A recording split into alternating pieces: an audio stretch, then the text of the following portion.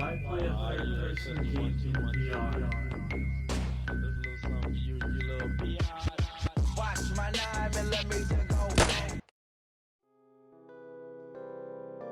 I finally did it. I played Risk of Rain 2 in VR. I knew this existed for a very long time, but I never got around to it because... Why play a third-person game in VR? But I'll tell you why. Because it's fun as fuck. Did we just select them at the same time? Yes. It's super cool seeing the game through the perspective of your character, especially when that's a perspective you've never seen before. So in this case, being third person to first person. Hi, you are very big. What the heck? You're so tiny. Now, I've played a decent amount of Risk of Rain 2, and even more of the original Risk of Rain than I ever actually remember playing, so I know how this game works. For those of you who don't though, allow me to explain the premise of the game. So you land on an alien planet to slay monsters for gold and XP. You use the gold to unlock chests that give random upgrades for your run. And you gotta see how long you can last / how far you can get. Follow all that? Yeah? Good. Now after knowing this, I didn't expect myself and my buddy Dio to get very far.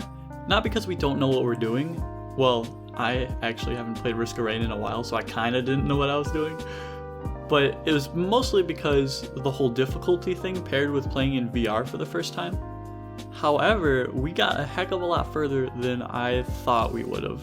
Now I've only played one run in this video of Risk of Rain 2 in VR for a few reasons. Reason number one, a single run can take a little while. Did not feel like that was a 50-minute run. It was 50 minutes? Wait. Time at 52 minutes? Yeah, what the heck? Reason number two, Pokemon Go Community Day had just started by the time I finished this first run, so I needed to get my shinies. And reason number three, which is kind of the biggest reason, I got a massive headache. The headache was probably just because I haven't really touched my VR headset in a while, but I'm sure moving around as much as I did in the game didn't help. Let's get more into the nitty-gritty of Risk of Rain experience in VR. Now, I've only played one character, and Dio's only played one character, hence us only playing one run of the game. So the gameplay aspects I'll briefly discuss are limited to the Commando and Acrid characters.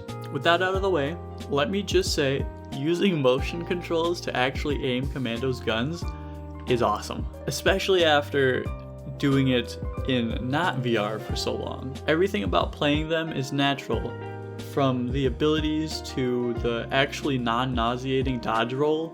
Does it actually do a full circle for you? Or No, it just looks like I'm like sprinting fast for a sec. Alright, well that's good at least. To the shooting. Well, I do actually have one caveat with the shooting. It took my dumb self way too long to realize that pressing the trigger button on each of the controllers does not fire the gun that's matched with that controller, but instead, one of the triggers on one of the controllers shoots both guns, while the other trigger is just an ability. Also, I'm expecting to shoot with the triggers for each gun, because you got two guns, right, for my character. And when I shoot with the right hand, both guns will shoot. Because the left trigger is a different button. Or a different ability. I found that really jarring at first, but after I figured it out, I learned to deal with it, so it was whatever. As for Acrid, I could see how jumping around the place could definitely make a person nauseous, and if you're afraid of heights, definitely don't look down when you're jumping all over the place. After the fact, when asking Dio what they thought about playing Acrid in VR, they said, and I quote, "I jump." You wanna know what's fun? What? Where are you? Hi. See you later. Okay. Bye. Bye. I will not be doing that. They also said that fighting flying enemies was even more of a pain in VR as Acrid, just because of the fact that it is indeed a little nauseating. Something else I wanted to mention is the fact that enemies are pretty big. Bigger than you'd probably think they are in VR. This could be because of the fact that I was playing a shorter, probably one of the shortest characters in the game. Nevertheless, it is cool to see the monsters, bosses especially, towering over me. Not that I have a fetish for that. Just to be clear, don't get it twisted.